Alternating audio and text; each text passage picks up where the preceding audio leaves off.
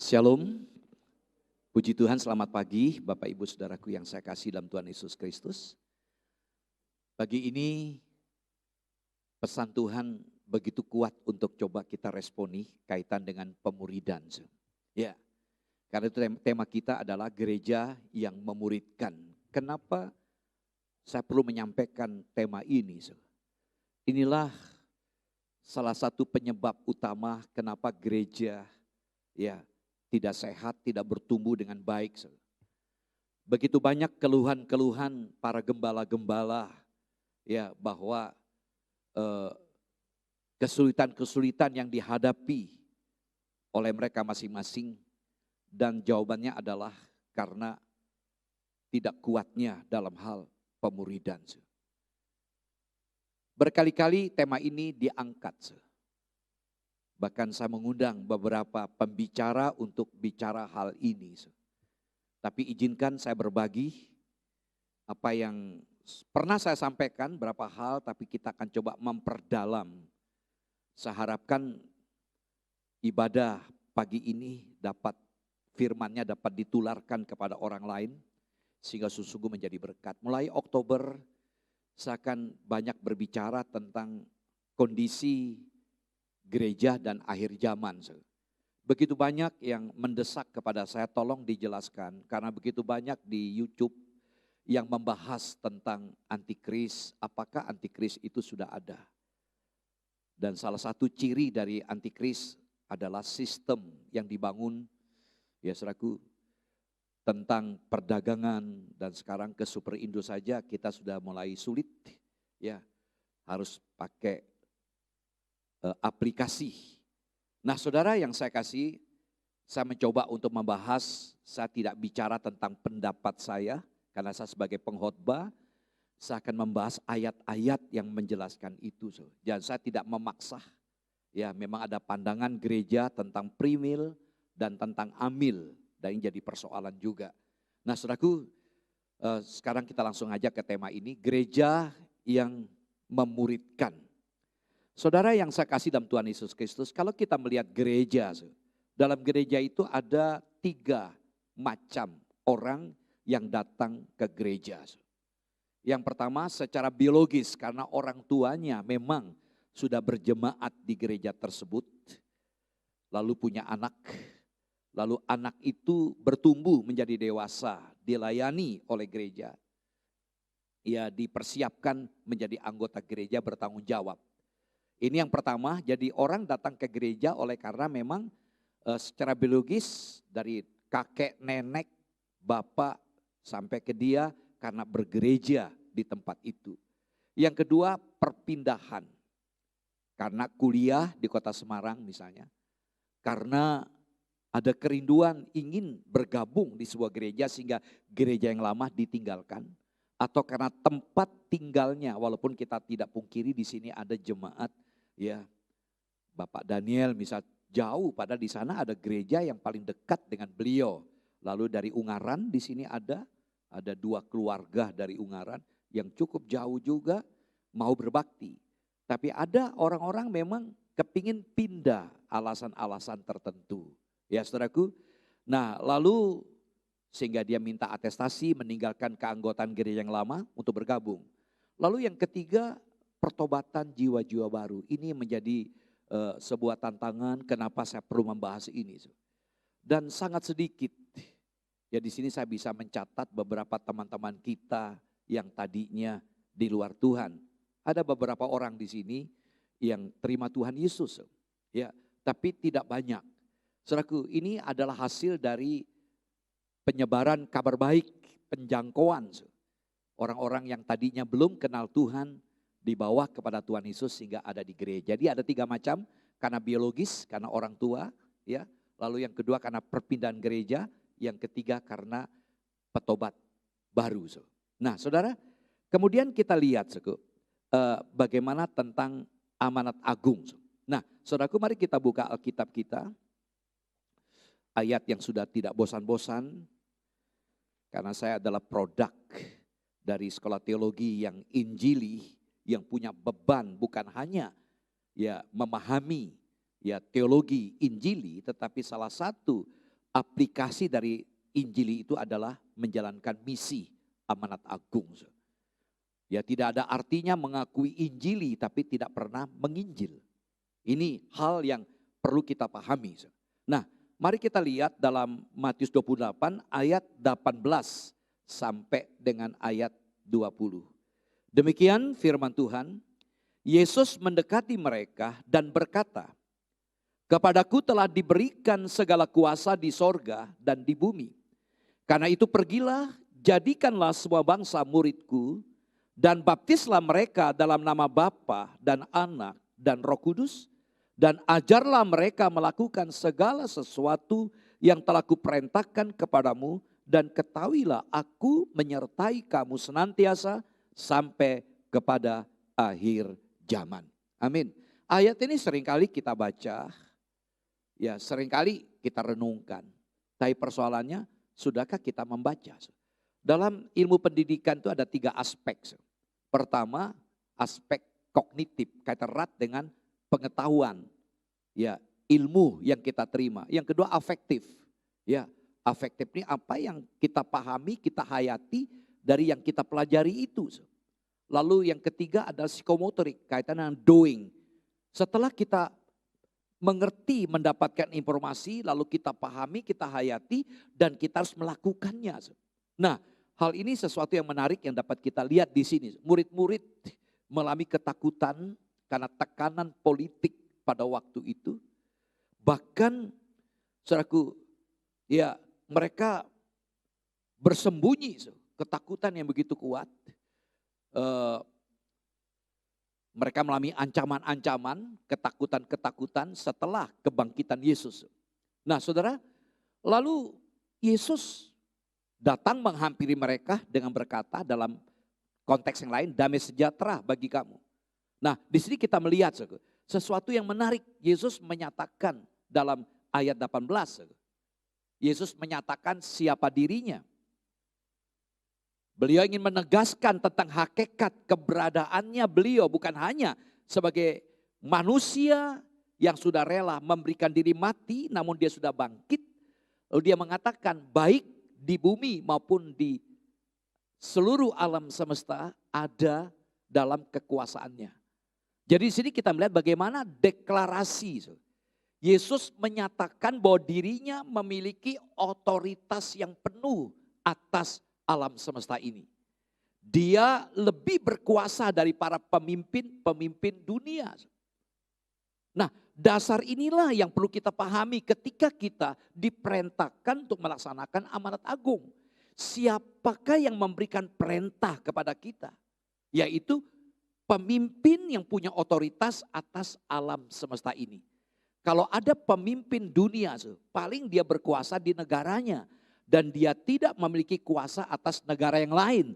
Tapi Yesus memiliki kuasa atas seantero alam semesta ini. Lalu yang kedua ada tugas dikatakan. Nah tugas di sini ada 2 aspek. Yang pertama dikatakan situ jadikanlah semua bangsa muridku. Banyak orang memaksa. Yang ditekankan adalah pergi. Yang ditekan adalah menginjilnya. Bukan. Tekanan amanat agung adalah menjadikan murid. Kata kerja yang digunakan adalah kata kerja imperatif. Inilah kata kerja utama. Imperatif adalah perintah. Sebuah dorongan yang gak bisa tidak harus diresponi oleh gereja. Jadi gereja ada untuk melaksanakan tugas pemuridan. Saudaraku, inilah sasaran amanat agung. Saya akui dengan jujur sebagai pemimpin, maaf ya. Kita perlu mengaku, saya gagal dalam hal ini. Ya, gagal. Sehingga ada begitu banyak kesulitan-kesulitan kita lihat dalam rekrutmen, ya, dalam mengkader. Karena lemahnya di sini. Kita banyak cenderung mencetak para pengikutnya. Tapi kita mengabaikan proses untuk mencetak para pemimpin. Nah problemnya kita di sini, hampir semua gereja seperti itu. Ketika pemimpinnya tidak ada, goyang. Jadi intinya gereja mengalami krisis kepemimpinan. Karena apa? Mengabaikan pemuridan. Ada sel group, ada begitu banyak nama-nama sel group. Ada Pukat, ada MK, ada FA. Ya, ada banyak istilah-istilah, intinya gereja sel. Tetapi sesungguhnya hanya aktivitas kumpul. Tapi pemuridan sangat lemah.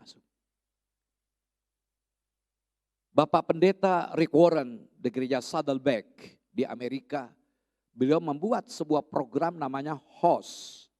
Saya sempat ikut training selama 3 hari di Serpong.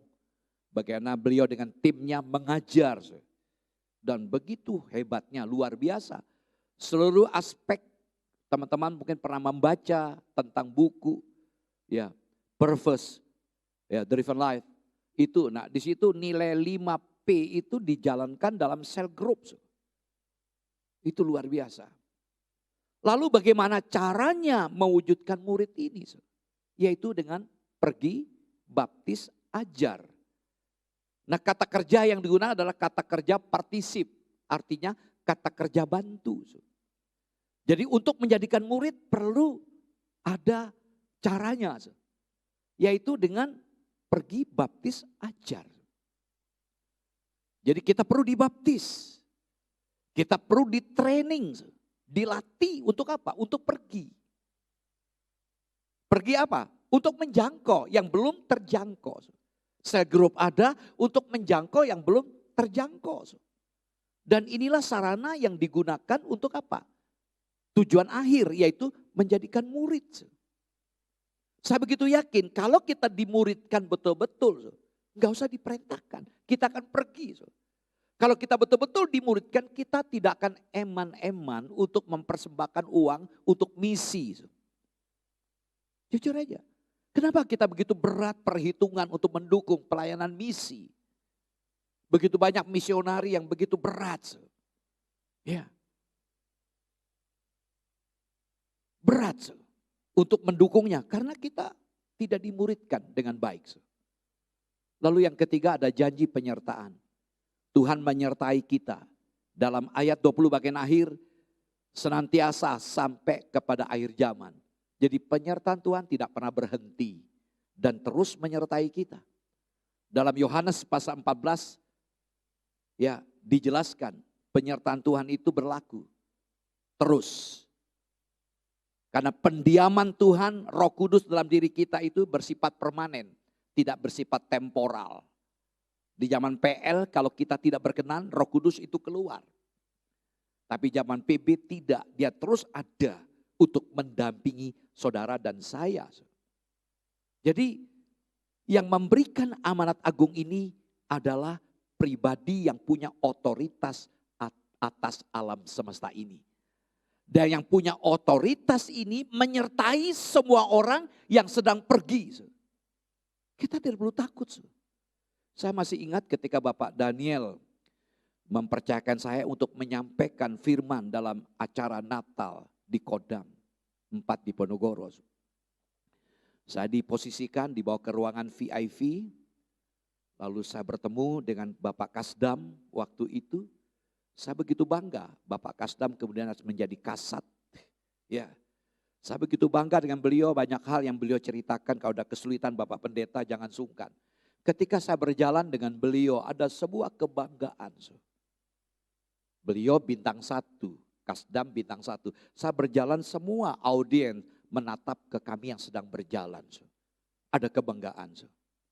Harusnya lebih bangga lagi kalau kita sadar Tuhan yang punya otoritas atas alam semesta ini menyertai saudara dan saya dalam menjalankan tugas. Nah mari kita pahami hal ini saudaraku yang saya kasih.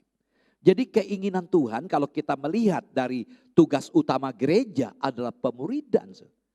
Jadi keinginan Tuhan adalah menjadi murid. Nah sekarang pertanyaan, apa yang dimaksudkan yang muridnya Tuhan Yesus? Perhatikan di sini, murid Tuhan Yesus artinya mereka yang sudah percaya.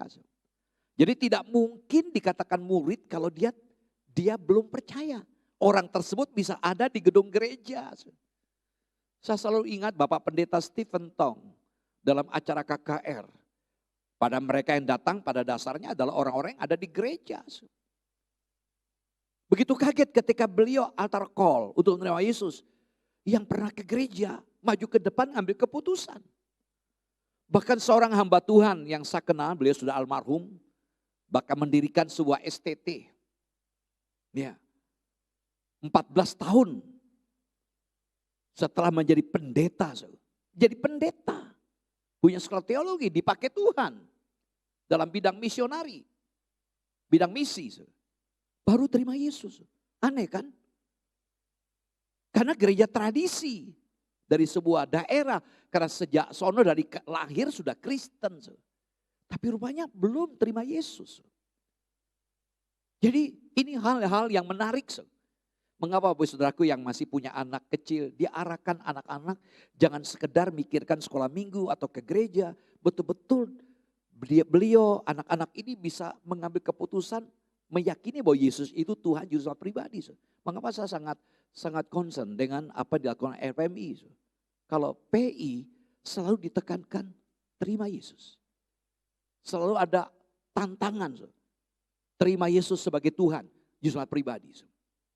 Jadi murid Yesus adalah yang sudah percaya pada Yesus. Untuk memperoleh hidup kekal. Dan bukan hanya, ingat kekristenan tidak hanya berhenti hanya tentang jaminan keselamatan saja. Banyak orang berpikir gini, pokoknya saya mati masuk surga. Keliru. Kalau hanya sebatas itu, aduh kasihan orang Kristen seperti ini. Jadi kita yang menyadari bahwa Tuhan sudah memberikan kepastian keselamatan, jaminan keselamatan. Kita juga harus memiliki komitmen untuk hidup bersama dengan Tuhan. Nah ini sesuatu hal yang sangat penting. Hidup bersama dengan Tuhan berarti kita mau menempatkan Tuhan itu berjalan di depan kita. Ketika dalam panggilan Yesus kepada murid-murid yang sedang menjadi nelayan. Yesus berkata, marilah ya ikutlah aku. Opiso mau. Opiso itu artinya berjalan di belakangku. Ikutlah aku berarti berjalan di belakang. Nah tradisi Timur Tengah. Seorang guru atau pemimpin selalu ditempatkan di depan. Itu tradisi Timur Tengah. Pemimpin selalu ada di depan dan murid-murid di belakang. Sangatlah tidak layak kalau murid itu ada di depan. Gurunya di belakang. Jadi diposisikan di depan, murid-murid di belakang. Dan secara spiritual kita belajar ketika kita tempatkan Tuhan itu di depan. Maka saya begitu yakin ada perubahan yang akan kita alami, yang kita lihat, yang kita ikuti ada di depan kita. Ada teladan, ada pola yang kita lihat. Jadi itulah makna komitmen untuk bersama Yesus. Lalu yang ketiga, menerima pengajaran Yesus. Ini hal yang sangat penting. Menerima pengajaran Yesus. Dalam tugas gereja kalau kita lihat bukan hanya 3. Ada 5 tugas gereja. Bukan hanya koinonia, bukan hanya marturia. Ya, tetapi juga ada namanya didake. Itu pengajaran. Nah didake ini sesuatu yang penting. Kenapa dalam Kisah Rasul pasal 2 ayat 42 mereka bertekun dalam pengajaran rasul-rasul. Saudaraku, nah yang tidak kalah penting lagi melakukan kehendak Yesus. Ya kita menerima pengajaran jelas setelah kita terima kita lakukan apa yang diajarkan. Itulah kehendak. Ditambah lagi yang terakhir meneruskan misi Yesus di dunia. Dan ini jujur kalau kita mengadakan survei meneliti kita sangat-sangat sedikit. Bahkan dari riset penelitian misi hanya 1%. Gereja melaksanakan misi hanya 1%. Sangat prihatin. Jadi seorang yang betul-betul menyadari dia percaya pada Yesus. Ya punya keyakinan akan keselamatannya masa depannya. Dia harusnya memiliki komitmen untuk bersama dengan Yesus. Bersedia belajar dari Yesus. bersedia melakukan apa yang Yesus perintahkan, dan bersedia untuk menjalankan apa yang menjadi misi Yesus. Jadi kita ini adalah orang-orang yang dipercayakan karena diberikan otoritas untuk melaksanakannya. Sehingga tidak perlu takut, tidak perlu cemas karena ada janji penyertaannya. Ini saya tidak bicara tentang menjadikan orang lain Kristen. Itu keliru. Jadi jangan disamakan. Menjadi murid bukan seperti itu. Ya, puji Tuhan. Nah, saudaraku, kita melihat sekedar mengulas sedikit apa bedanya Kristen dan murid. Mengapa saya katakan bukan menjadi Kristen, tapi menjadi murid. Kata Kristen itu sebenarnya olo-oloan. Kata-kata yang betul-betul untuk menohok, mengejek. Ada kesan bully juga, melecehkan orang-orang yang ikut Tuhan. Kalau kita melihat kata Kristen itu cuma disebut 6 kali dalam perjanjian baru. Ayat-ayatnya tidak usah dibacakan, ada 6. Tapi kata murid 316 kali, kata murid Yesus. Ada juga istilah murid Yohanes Pembaptis, ada 2 ayat. Tapi untuk murid Yesus 316 kali. Kalau buktikan silakan baca dari Matius sampai Wahyu. Ya, silakan cari ayatnya. Nah, kalau kita di Alkitab, rasul-rasul Yesus itu disebut dengan murid Yesus. Termasuk juga jemaat mula-mula. Gereja Yerusalem disebut murid Yesus juga. Berarti, saudaraku, setiap orang percaya, saudara dan saya adalah murid Yesus. Namun ada 3 kata yang perlu kita renungkan. Kristen belum tentu percaya Yesus. Sudah katakan di awal tadi, bisa jadi ada di gereja tapi belum percaya. Nah, nanti penjelasannya akan saya jelaskan lagi nih. Ya. Yang kedua, percaya Yesus pasti Kristen. Jamin itu. Ya. Karena seorang yang mengikut Tuhan itu adalah seorang yang percaya kepada Yesus. Tetapi belum tentu murid Yesus. Nah, ini yang saya tandai. Murid Yesus pasti percaya Yesus dan Kristen. Nah, puji Tuhan. Saudaraku yang saya kasih, kita melihat ada 3 model orang. Ya. Pertama, orang yang bukan Kristen. Orang yang belum kenal Tuhan disebut orang duniawi. Saya baca ayatnya. 1 Korintus 2:14 mengatakan manusia duniawi tidak menerima apa yang berasal dari Roh Allah. Perhatikan, tidak menerima apa yang berasal dari Roh Allah.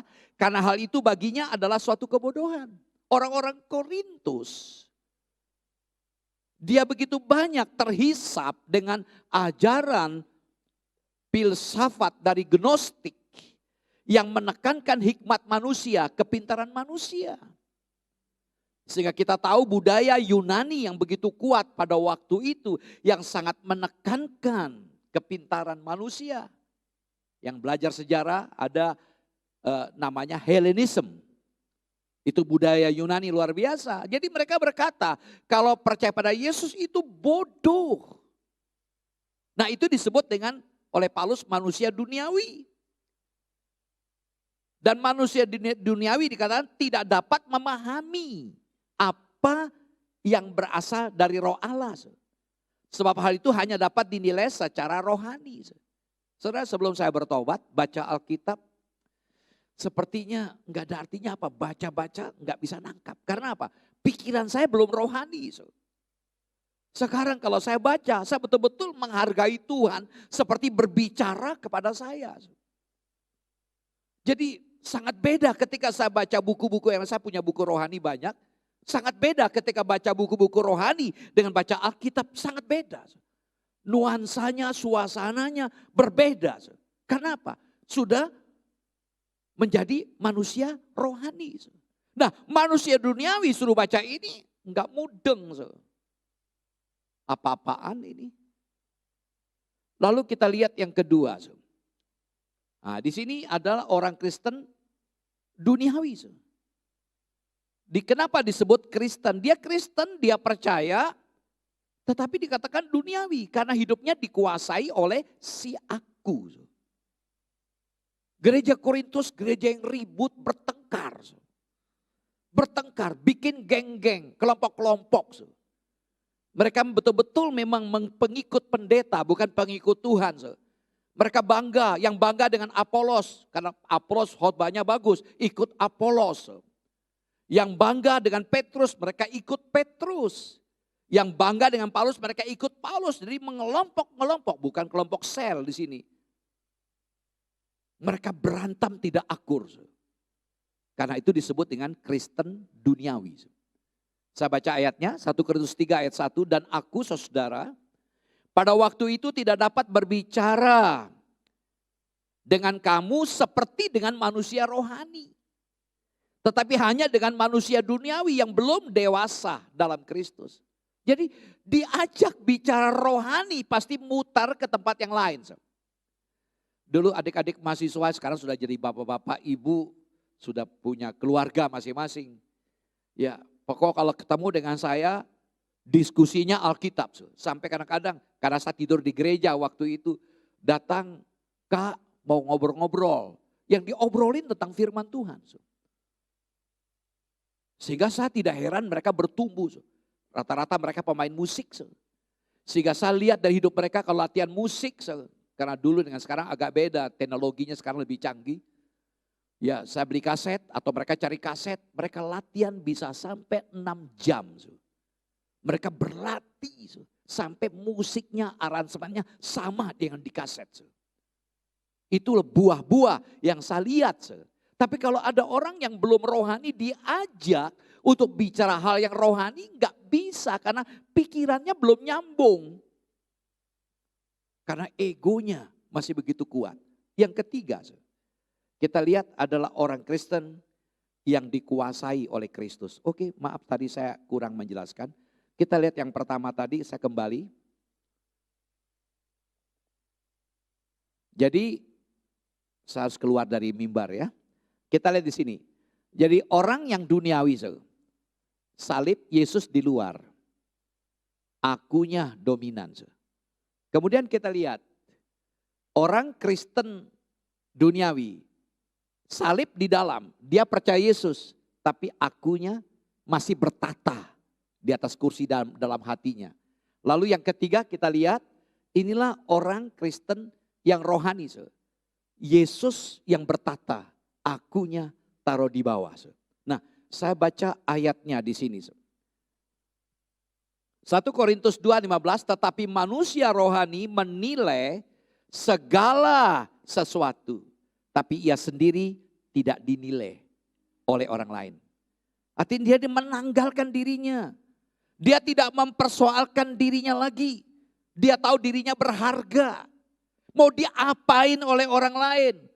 Mau dilecehkan, tidak dianggap, itu bukan masalah. Karena dalam hatinya dia sadar bahwa Yesus bertata, Yesus menjadi penguasa. Dia tidak gampang kecewa, tidak gampang tersinggung. Karena Yesus yang bertata memimpin hidupnya. Nah, ini yang kita rindukan. Kenapa pemuridan harus dilaksanakan supaya bisa menghasilkan orang-orang Kristen yang rohani. Yang bersedia dikendalikan, dikuasai, dikontrol oleh Tuhan Yesus dalam hidupnya. Puji Tuhan. Saudaraku, saya harus agak cepat. Nah, kita lihat sekarang. Karena itu perlu gereja, ini saya harapkan tim gembala mulai memikirkan bantu saya. Saya tidak mungkin bisa sendirian. Inilah manajemen yang perlu kita laksanakan tentang pemuridan. Nah, coba kita melihat di sini. Jadi ini harapan gereja, kita punya misi untuk menjadi saksi dan bersaksi.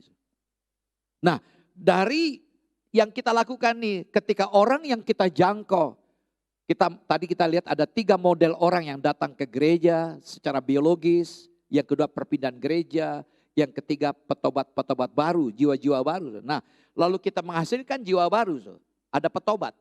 Kenapa kita bersaksi? Ada tujuan supaya ada petobat. Nah, setelah mereka bertobat, apa yang dilakukan pada orang yang bertobat? Lalu dibimbing, di follow up. Ya, di follow up, dibimbing. Ya, bisa jadi ini katekisasi untuk persiapan baptisan misalnya. Dibimbing. Nah, setelah dibimbing, ya ini berakar, Kolose 2, saya baca ayatnya, intinya ya. Lalu menjadi murid. Namun enggak cukup kan untuk menjadi murid, perlu dibimbing lagi. Dilengkapi. Efesus 4, 11, 12 nanti saya akan jelaskan lebih akurat ayat ini. Kehadiran hamba Allah untuk melengkapi jemaat. Ya, katartisu, memberdayakan, melengkapi, memampukan jemaat. Nah, sehingga mereka menjadi pekerja atau pembuat murid. Jadi tidak cukup kita menjadi murid. Kita juga harus bersedia memuridkan. Kita sudah mulai dengan kelompok kecil. Itu saya harapkan dari kelompok yang mulai dari pemuridan di kelompok saya ini. Saya berharap nanti dari yang saya muridkan ini menghasilkan murid lain. Kita mulai pembaruan dalam hal ini. Dan terus murid, setelah murid terus memuridkan orang yang pekerja. Kita siap menjadi pekerja. Nah lalu kemudian ini diperdalam. Sehingga mereka menjadi pemimpin. Perlu ada persiapan jadi pemimpin. Mungkin istilahnya ada kelas servant, leader training atau segala macam hal. Dipersiapkan sehingga orang-orang inilah yang layak bisa melayani sebagai pengurus gereja, pemimpin. Jadi kenapa di Alkitab sangat tegas mengatakan. Kalau orang belum bertobat, jangan dipercayakan menjadi majelis atau diaken. Ada begitu banyak aturan-aturan dalam Titus, dalam 1 Timotius menjelaskan tentang aturan-aturan menjadi majelis atau diaken. Ya saudaraku, jadi kalau belum bertobat di sini, langsung ke sini, celaka. Ada banyak gereja seperti itu karena dia punya power, dia punya duit, kekayaan, dipercayakan di sini. Jadi persoalan. Nah setelah menjadi pemimpin, langsung kembali ke proses. Dan itu terus berputar. Ya saya harapkan nanti sekretaris gereja bisa membuat MMT seperti ini dipasang supaya kita bisa memahami lebih dalam. Puji Tuhan. Nah saudara yang saya kasih, kita melihat sekarang, bicara murid. Ada 4 aspek yang perlu diperhatikan. Pertama, relasi dengan Tuhan. Ya, kita kembali ke murid. Relasi dengan Tuhan, lalu watak, lalu ketuhanan, amanat agung. Nah kita lihat sekarang. Bicara murid, tadi sudah saya jelas siapa itu murid ya. Ingat murid itu adalah orang yang percaya pada Yesus. Ya, sudah yakin akan keselamatannya, lalu punya komitmen untuk bersama Yesus. Bersedia untuk belajar dari Yesus dan melakukan kehendak Yesus. Lalu menjalankan misinya Yesus, itu murid. Nah sekarang kita melihat. Murid ini harus memiliki relasi dengan Allah. Nah dasarnya membangun relasi dengan Allah adalah darah Kristus. Ya, karya penyelamatan Yesus di atas kayu salib. Nah bentuk relasinya apa? Jadi dasarnya apa? Kita membangun relasi dengan Tuhan oleh karena pengorbanan Yesus atas hidup kita. Yesus sudah mati untuk kita. Nah bentuk relasinya itu adalah di sini. Saat teduh, ya, atau disebut Bible reading, membaca Alkitab, atau PA pribadi kita, doa. Nah saya yakin hasilnya kita lihat di sini, hidup bertumbuh serupa. Itulah tujuan akhir, serupa dengan Yesus. Ini menarik ya kalau kita bicara serupa dengan Yesus, kita memiliki karakter-karakter Kristus. Paling tidak Galatia pasal 5 ayat 22, 23 buah roh yang bisa dapat kita miliki. Lalu watak.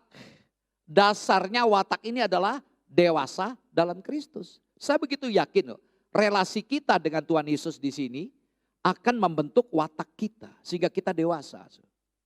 Nah, lalu bentuknya apa? Orang yang dewasa itu ketaatan. Dia taat. Dia memiliki kasih yang sejati, tidak pendendam, mau melayani, sikap sebagai hamba, bukan sebagai tuan. Dia merendah, lalu kemurnian hidup. Tidak ada kebohongan, tidak ada kemunafikan, betul-betul tulus ingin melayani. Lalu apalagi kejujuran. Jadi watak. Dan jadi hal ini, watak ini dari hasil relasi. Lalu kemudian aspek ketuhanan.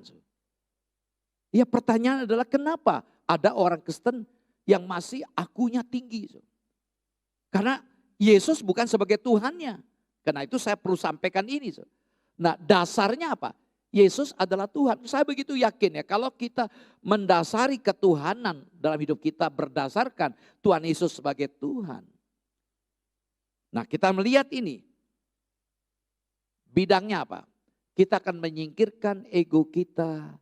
Kita mengabaikan reputasi kita, bahkan uang kita. Ya, kalau kita bicara tentang Tuhan, kita menonjolkan sifat ego kita, berarti Tuhan kita adalah ego kita. Reputasi kita, pernikahan kita, pergaulan kita, pendidikan kita, keluarga kita, tujuan hidup kita, rencana kita. Bisakah kita menempatkan Tuhan di atas segalanya itu?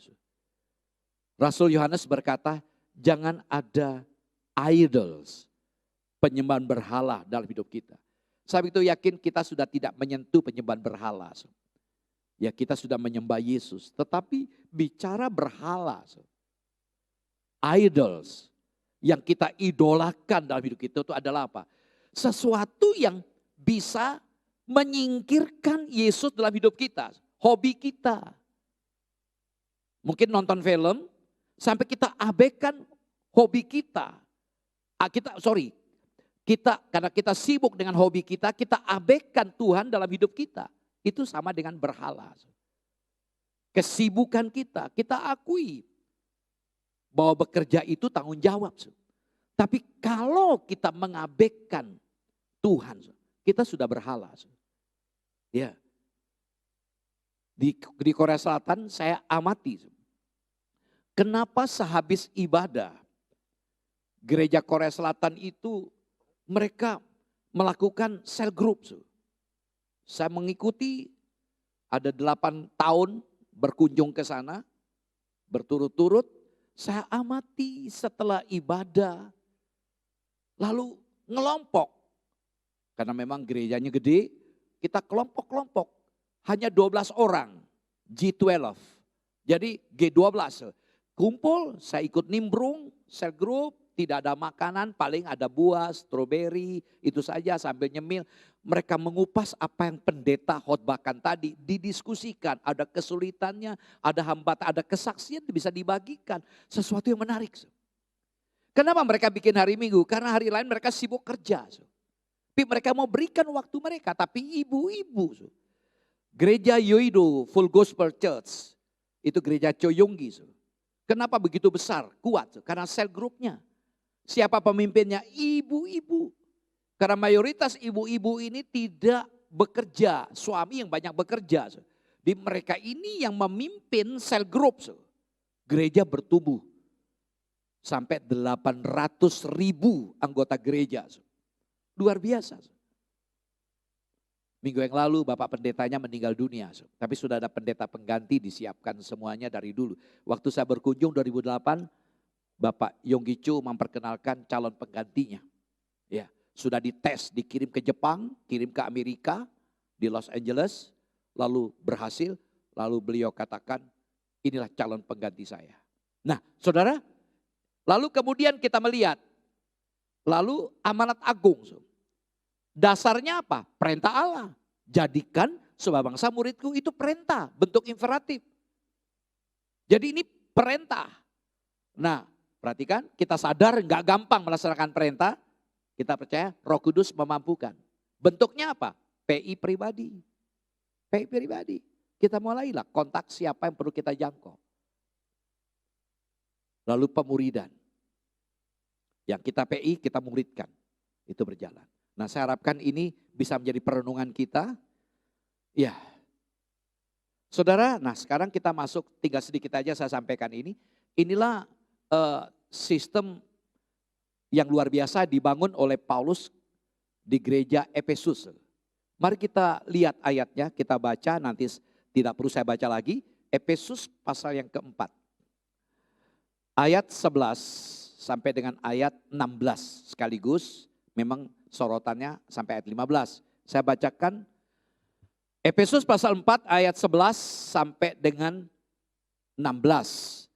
Dan ialah yang memberikan baik rasul-rasul maupun nabi-nabi, baik pemberita-pemberita Injil maupun gembala-gembala dan pengajar-pengajar, untuk memperlengkapi orang-orang kudus bagi pekerjaan pelayanan, bagi pembangunan tubuh Kristus, sampai kita semua telah mencapai kesatuan iman dan pengetahuan yang benar tentang anak Allah, kedewasaan penuh dan tingkat pertumbuhan yang sesuai dengan kepenuhan Kristus, sehingga kita bukan lagi anak-anak yang diombang-ambingkan oleh rupa-rupa angin pengajaran, oleh permainan palsu manusia dalam kelicikan mereka yang menyesatkan, tapi dengan teguh berpegang kepada kebenaran, di dalam kasih kita bertumbuh dalam segala hal ke arah Dia, Kristus yang adalah kepala. Daripadanya lah seluruh tubuh yang rapi tersusun dan diikat menjadi satu,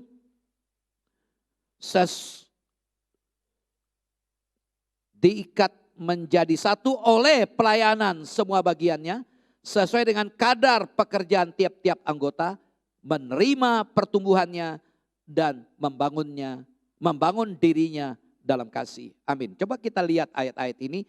Saya coba dengan skema ini menjelaskan. Saudara, kita lihat dalam ayat 11 tadi. Allah memberikan apa? Ialah yang memberikan. Allah memberikan rasul-rasul, nabi-nabi, pemberita Injil, gembala, pengajar. Ketika kita bicara tentang rasul nabi, inilah jawatan. Sudah berhenti nabi dan rasul. Ada gereja tertentu punya keyakinan masih ada nabi. Saya tidak setuju. Ada rasul. Tapi karunia kerasulan itu ada. Saya punya beban di situ sebenarnya daripada menjadi gembala. Ya, karunia kerasulan, bebannya di misi. Penjangkauan. Ya. Jadi dalam gereja ini ada 5 jawatan. Ada rasul, ada nabi, ada penginjil, pemberita Injil dalam gereja. Lalu ada gembala, ada pengajar. Nah, lalu untuk apa? Kalau boleh saya simpulkan, mereka ini adalah hamba-hamba Tuhan. Hamba-hamba Tuhan ini dalam ayat 12 dibaca tadi, kehadiran hamba-hamba dengan karunia jawatan ini untuk memperlengkapi. Ayat 12. Nah, kata memperlengkapi di sini dari kata Yunani katartizo atau katartismen. Kalau kita melihat murid-murid, ketika menjala ikan. Habis menjala ikan, lalu jalanya kan aut-autan. Lalu jala itu dibereskan. Nah, ini menggunakan kata ketika membereskan itu, kata katartizo juga. Jadi di dalamnya kalau kita bicara memperlengkapi ini ada memulihkan. Di samping itu memberdayakan. Jadi bukan memperdayakan. Minta maaf. Ya, kita tidak pungkiri ada jemaat-jemaat yang diperdayakan oleh pendeta. Duitnya, pokok duit masuk. Nah, saya enggak setuju di gereja ini jangan sampai jemaat diperdayakan oleh pendetanya. Karena apa? Kehadiran pendeta hamba Tuhan untuk melengkapi, memberdayakan. Nah, masalahnya maukah jemaat diberdayakan? Maka sistem manajemen pemuridan tadi dari bertobat, harus dibimbing lanjutan, menjadi murid, dilengkapi menjadi pekerja, lalu dibangun sehingga menjadi pemimpin-pemimpin. Jadi ini hal yang penting. John Maxwell berkata, seorang pemimpin jangan hanya target mencetak pengikut. Seorang pemimpin mencetak para pemimpin lagi. Buktinya apa? Gereja itu sehat. Kalau mencari panitia, entah Natal, entah Paskah, atau pengurus gereja, enggak pernah kesulitan. Begitu banyak orang-orang yang siap. Karena apa? Karena sistem pemuridan itu jalan. Nah, sekarang kita melihat di sini. Lalu mereka diperlengkapi. Untuk apa mereka diperlengkapi? Perhatikan di sini. Siapa yang diperlengkapi? Dikata orang-orang kudus.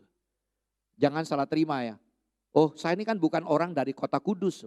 Enggak, orang kudus artinya orang-orang yang sudah percaya Yesus, bersama dengan Yesus, belajar dari Yesus, melakukan kehendak Yesus, lalu menjalankan misi Yesus. Jadi orang-orang kudus. Artinya orang-orang percaya.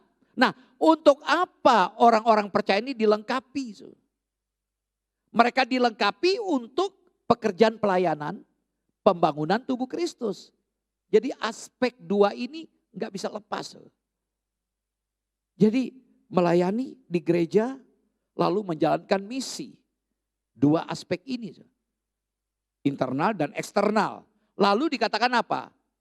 Sampai inilah tujuan.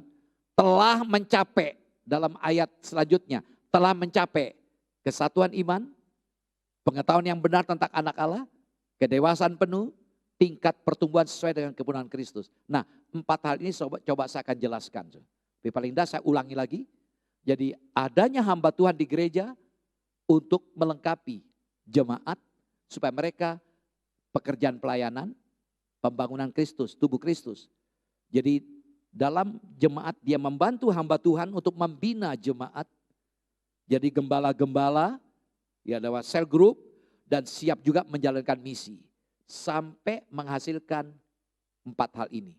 Nah, coba saya akan jelaskan sebagai penutup dari firman Tuhan ini. Nah, kriteria pertumbuhan gereja.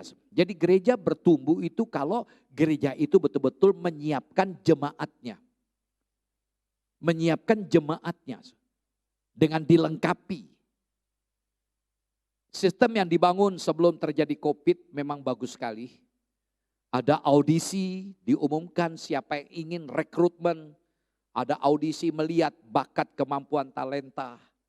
Setelah diaudisi, dites juga kenapa harus melayani di gereja. Setelah itu mereka ada namanya di training, ya lolos, lalu diamati kesetiaan loyalitas dalam jam-jam ibadah di gereja paling enggak 2 kali ibadah.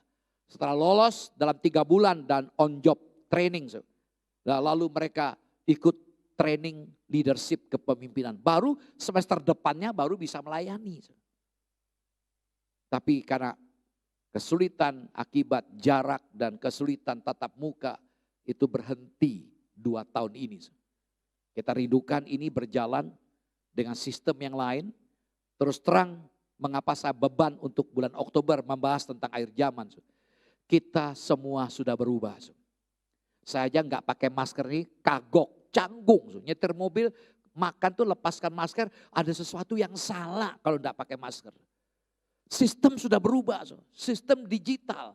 Nanti itu akan saya bahas minggu depan. Uang saja kita nggak butuh lagi, uang kertas nggak butuh lagi, semua digital semua. Ya kita yang tua-tua ini zamannya harus menyesuaikan diri, zaman milenial, zaman alfa, generasi alfa. Lihat anak-anak yang kecil-kecil itu jauh lebih pintar dari kita. Ya, anak saya generasi milenial. Di bawah umur anak saya yang masih SD itu alfa. Begitu pintar mereka. Mengapa? Yang dikatakan oleh Bapak Ki Hajar Dewantoro. Bahwa kita sekolah ini tidak lagi dibatasi oleh tembok. Ini nanti ke depan. Mengapa Bapak Nasdim menjalankan dengan belajar pemerintah merdeka dalam belajar.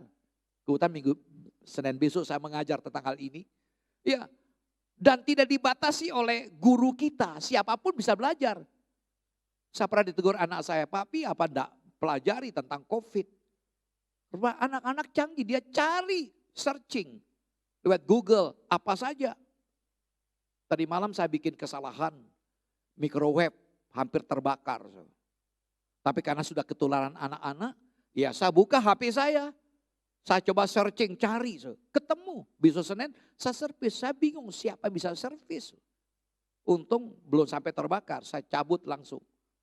Nah jadi sekarang memang kuncinya, Bapak Pendeta saya katakan, Bapak disebut dalam pertemuan hamba Tuhan, kuncinya di sini. Maka jangan sampai kalau gereja diangkat kita masih pegang HP, katanya itu cuma banyolan. Karena nasib kita di HP ini. Jadi memang bagaimana ya? Saya merasa HP saya ini masih terbatas, ini masih kolot. Saudara di kursi itu ada barcode. Kenapa? Kita ini maaf ya bukan mengada-ngada. Kita ingin membatasi kumpulan di peti itu. Saudara yang anak-anak muda sudah bisa langsung aplikasi langsung Ditembak situ bisa nanti ngirim pakai HP persembahan. Ya, dulu saya nggak setuju. Tapi esensinya saya setuju banget. Dari awal saya sangat tertuduh, kenapa kok kirim kasih persembahan, ngedarkan kantong, sama dengan memaksa. Kita diajar untuk beriman. Lewat kondisi COVID saya lalu mengaminkan, kita berhenti, kantong kolektor tidak dibutuhkan lagi. Peti. Tapi seiring perkembangan penyebaran untuk demi menjaga kesehatan, saya minta teman untuk mengelola. Maka di kursi jangan kaget, jangan disobek ya, diambil ya. Itu untuk ditembak. Ditembak sehingga nanti kita bisa nyetor sendiri. Dan ini kita masuk ke era seperti itu nantinya. Nah, saudaraku, marilah kita mau belajar bersama-sama sekarang ini bagaimana kriteria pertumbuhan gereja dari ayat kita baca tadi. Ayat 13 menjelaskan tentang pertumbuhan gereja. Gereja harus bertumbuh.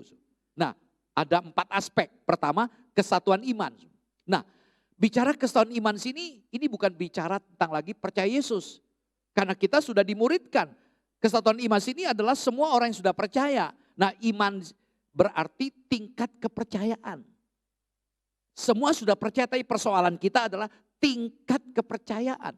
Ini persoalan kita. Keyakinan dalam hati. Ya, tetapi ini lebih mengarah kepada apa yang diyakini.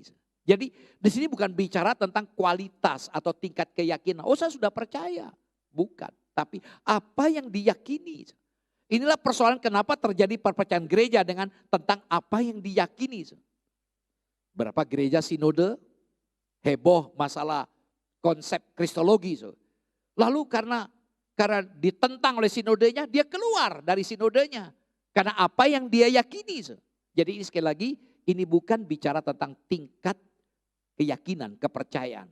Tapi apa yang diyakini. Nah, kalau kita melihat dalam ayat 4 sampai 6, itu tentang percaya Yesus, Allah satu, semua satu, baptisan satu baptisan. Nah, di sini, jadi Paulus mengaitkan iman dan pengetahuan. Sampai mencapai kesatuan iman dan pengetahuan. Karena itu perlu ada pemuridan, kita perlu belajar. Murid Yesus dikatakan tadi poinnya mengikuti pengajaran Yesus. Jadi kata iman di sini berkaitan dengan doktrin, ajaran dasar. Jadi ajaran dasar mutlak. Bisa jadi saya dengan Rio pasti beda, sekolah teologi kami beda. Rio cenderung pasti amil, saya primil. Tapi enggak ada masalah. Amil, primil enggak sesat, itu pandangan. Tapi dasar doktrinnya harus sama. Nah, jadi apa yang kita yakini itu sama, itulah kesatuan iman. Nah, saya harapkan nanti maka dalam kelas-kelas kita akan belajar ini. Saya masih ingat Ike Glory waktu dilengkapi baptisan, citra, segala teman-teman karis waktu itu diajar sistematik teologi. 2 tahun kalau salah, proses yang panjang, mereka dibekali tanpa mereka sadari. Siapa Allah, siapa Yesus, Alkitab, diajarin dengan materi-materi itu, dengan pengajar berganti materi yang saya buat. Supaya apa? Kita memiliki kesatuan iman, apa yang kita yakini itu satu. Kalau sampai ada pandangan-pandangan lain yang bukan doktrin dasar, itu gak ada masalah. Wah, saya lebih cenderung, saya yakin sekarang antikris ada. Tapi saya gak yakin, belum. Nah, boleh beda. Tapi doktrin dasar sama. Percaya Yesus yang adalah Allah. Ya, percaya Allah Tritunggal. Karena ada gereja punya pandangan, maaf saudara sebagai orang awam mungkin tidak tahu. Ada aliran gereja Pentakosta juga. Dia tidak percaya dengan Tritunggal. Hanya Yesus. Maka doa berkat tidak ada Bapa, Anak, Roh, tidak ada. Dalam nama Yesus. Nah, bagi kita ini sudah melanggar doktrin dasar. Ya, saudaraku, yang kedua, yaitu gereja bertumbuh bukan hanya kesatuan iman, tapi bukan kesatuan iman saja, kesatuan pengetahuan tentang anak Allah. Jadi pengenalan kita terhadap Yesus. Dicocok ayatnya, sudah saya tulis ayatnya. Jadi pengetahuan ini bukan sekedar informasi atau pengetahuan atau penjelasan rasional yang bisa diterima dengan akal. Tetapi ini pencerahan spiritual dari Roh Allah. Ini bicara tentang pengenalan. Jadi ini bukan bicara tentang tahu, tapi bicara tentang kenal. Dalam bahasa Yunaninya kata ginosko, mengenal. Jadi pengetahuan sini merujuk kepada penggenapan begitu banyak rencana Allah yang diungkapkan melalui nubuat dan tipologi perjanjian lama dalam diri Yesus. Dan Yesus adalah penggenapan dari semua itu. Jadi kita percaya mengenal Yesus dengan benar. Bisa jadi pengenalan kita terhadap Yesus bisa keliru juga. Oke. Lalu yang ketiga. Gereja bertumbuh, sekali lagi, kesatuan iman, kesatuan pengetahuan, itu mengenal Yesus. Yang ketiga, kedewasaan penuh.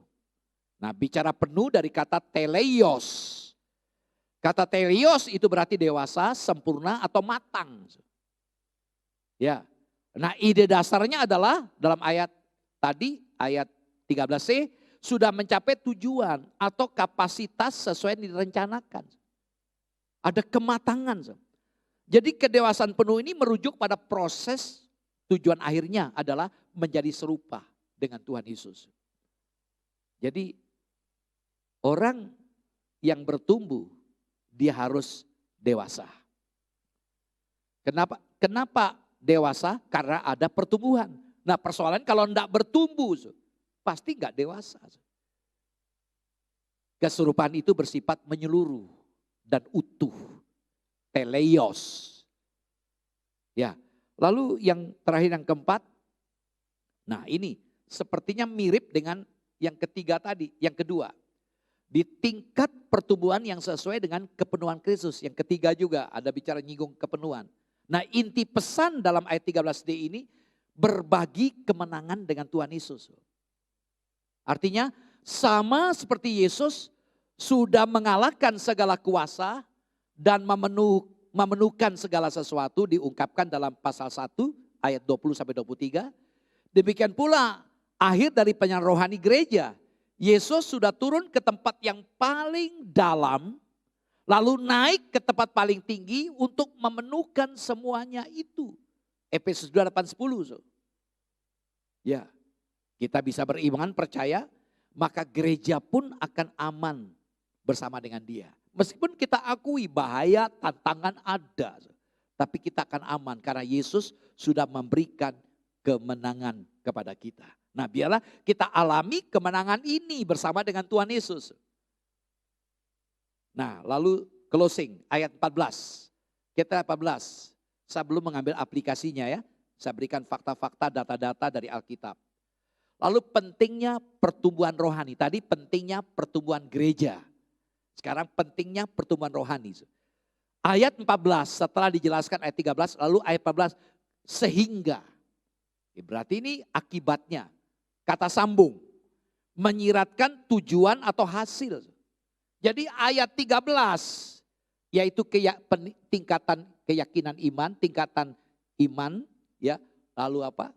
Ya terus tentang kedewasaan rohani, pengetahuan pengenalan Yesus, dewasa penuh. Lalu tadi tentang kemenangan Yesus tadi, maka ini hasilnya.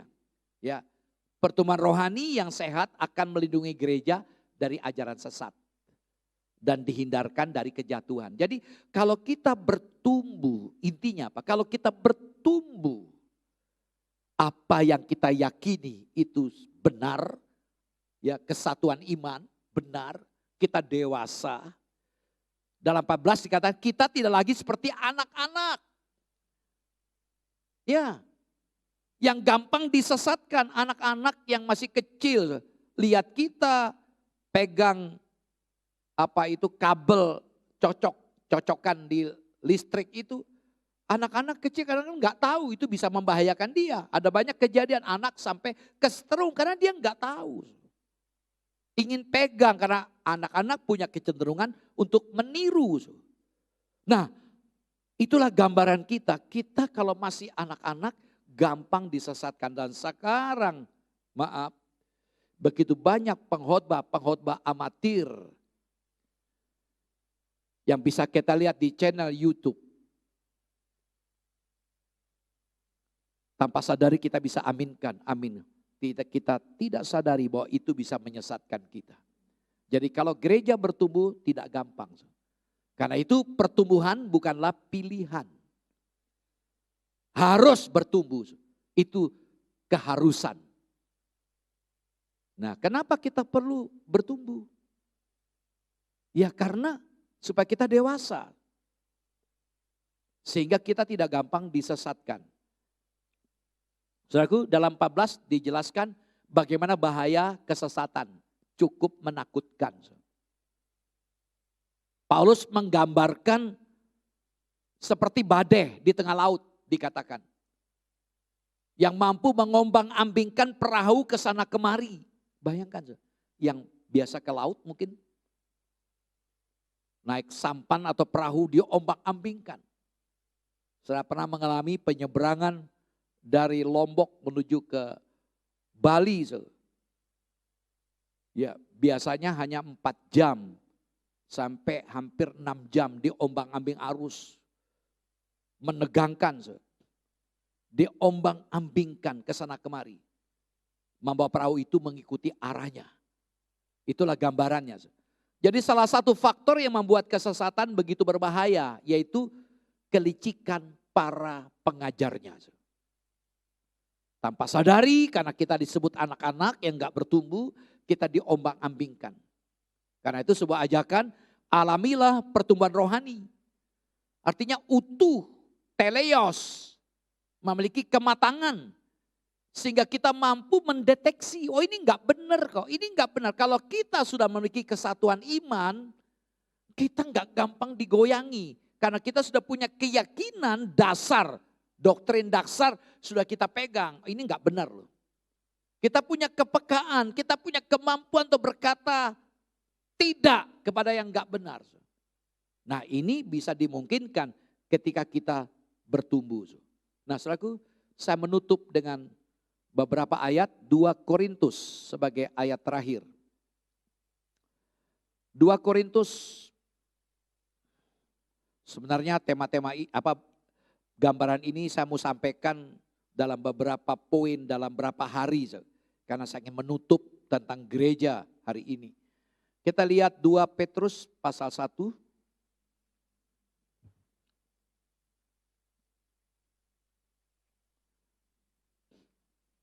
Saya bacakan ayat-ayat ini. 2 Petrus pasal 1 ayat 5 sampai 8. Mari kita amati dengan baik ya. Ayat 5. Justru karena itu kamu harus dengan sungguh-sungguh, perhatikan sungguh-sungguh, ada keseriusan. Berusaha, berarti ini aktif. Untuk menambahkan kepada, perhatikan pertama, iman. Imanmu kebajikan. Dan kepada kebajikan pengetahuan. Dan kepada pengetahuan penguasaan diri. Kepada penguasaan diri ketekunan. Dan kepada ketekunan kesalehan. Dan kepada kesalehan kasih akan saudara. Dan kepada kasih akan saudara kasih akan semua orang. Sebab apabila semuanya itu ada padamu, dengan berlimpah-limpah kamu akan dibuatnya menjadi giat dan berhasil dalam pengenalanmu akan Yesus Kristus Tuhan kita. Saya baca sampai ayat 10. Tapi barang siapa tidak memiliki semuanya itu, ia menjadi buta dan picik.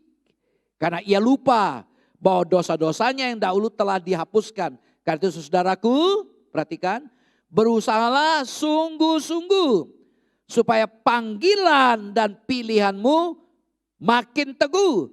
Sebab jikalau kamu melakukannya, kamu tidak akan pernah tersandung. Mari kita lihat saudaraku. Jadi tingkat kerohanian kita perlu kita perhatikan. Iman, kita percaya kepada Yesus. Lalu kebajikan. Kebajikan, pengetahuan. Bayangkan kalau kita tidak punya pengetahuan, aspek selanjutnya sulit kita lakukan. Penguasaan diri, ketekunan, kesalehan, kasih piliah, kasih persahabatan. Lalu kasih agape. yang memungkinkan kita mengasihi orang lain dalam menjalankan misi kita, yaitu amanat agung. Mengasihi saudara, saudara kita itu kasih filia, lalu mengasihi orang lain. Itu dimungkinkan kasih agape. Nah, inilah informasi Alkitab yang memotivasi kita untuk menjadi murid. Apa menjadi implikasi? Kesimpulan akhir dari yang saya bagikan ini. Pertama, kita tidak cukup hadir di sebuah gereja. Ya, ada orang yang penting hari Minggu saya ke gereja, sudah cukup. Enggak perlu lagi. Mungkin kita merasa insecure, kita merasa tidak nyaman. Kalau terlalu ke dalam nanti diusik-usik. Karena salah satu ciri pertumbuhan adalah kita belajar terbuka. Karena sebuah pemulihan itu diawali dengan keterbukaan. Kita merasa insecure. Saudaraku, tidak cukup dengan status kita menjadi Kristen. Ditandai dengan baptisan sudah cukup. Ada merasa saya butuh pelayanan gereja karena saya akan menikah di gereja. Karena saya kalau tidak menjadi anggota gereja, saya tidak bisa dinikahkan. Kejar status. Perhatikan. Jadi ketika kita ada di gereja, kita harus punya komitmen untuk bertumbuh. Dan kita tidak akan mungkin bertumbuh kalau kita tidak ada dalam sebuah komunitas. Bukan hanya bicara korporat. Komunitas yang berupa kelompok kecil. Yaitu cell group. Disitulah kita memiliki kesediaan untuk dimuridkan. Ya, bagaimana kita bisa bersedia dimuridkan kalau kita masih punya ego? Aku kita masih bertata. Pekerjaan kita masih bertata. Kesibukan kita masih bertata. Hobi kita masih bertata. Bukan Tuhan yang bertata dalam hidup kita. Sulit. Nah, untuk bisa bertumbuh, bersedia untuk ditanam di sebuah gereja lokal. Kita nggak mungkin bisa pindah-pindah gereja. Ambil komitmen, terutama mahasiswa, ya, karena melihat efisiensi dari segi waktu. Kalau memilih di sini, sudah di sini selama 3,5 tahun atau 4 tahun, tertanam. Akhirnya, kenapa kita ada di gereja? Kita bisa bersama-sama menjalankan misi Yesus. Yaitu amanat agung. Ya, ketika mimbar ini dipesan, terus mimbar ini dicicil. Karena kita dulu gereja tidak punya kemampuan yang lebih, hanya sebatas ini mimbar. Lalu Pak Henry dan beberapa teman, Damar juga tanya almarhum, Om mau tulis apa di sini? Ya, menjadi gereja misioner. Itulah harga mati Alkitabiah. Gereja kalau tidak bermisi, itulah bukan gereja. Gereja, dengarkan ini, gereja ada oleh karena misi. Gereja ada oleh karena misi. Dan gereja ada untuk misi. Gereja ini ada karena ada misi yang saya jalankan dulu.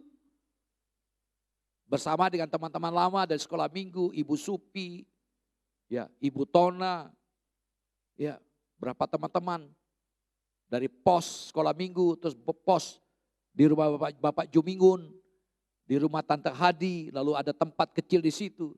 Jalan karena misi, gereja ada karena misi. Tapi dengarkan, yang kita lupakan, gereja ada untuk misi. Misi itu apa? Jalankan amanat agung. Kita bergandingan tangan, teman-teman punya beban mahasiswa, bergandingan tangan Ibu Sance dengan LPMI atau dengan Perkantas.